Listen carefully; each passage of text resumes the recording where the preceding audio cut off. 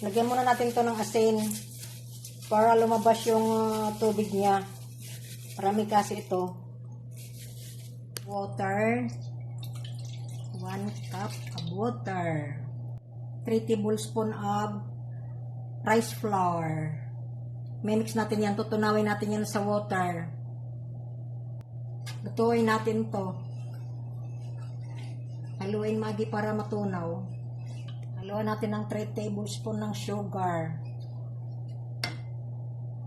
Hugasan natin ito na 3 beses para matanggal yung asin niya. 3 beses. Start na tayo paggawa. Unahin natin yung rice flour na tinunaw. 3 tablespoon ng patis. 1 cup ng kimchi powder. At i-mix. Combine silang lahat. Isunod ang bawang.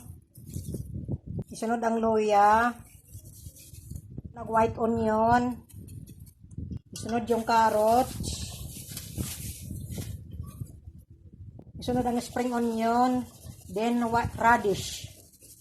Mix natin lahat yan. Mix natin lahat to. 3 tablespoon ng vinegar.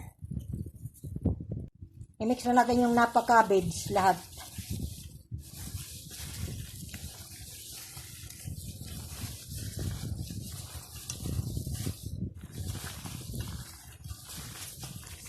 Continue lang ang paghalo. My own version of making kimchi. Ito ang finish ko ng ginawa. And guys, so, yan. Thank you guys for watching. Please like, comment, and share. Love you guys.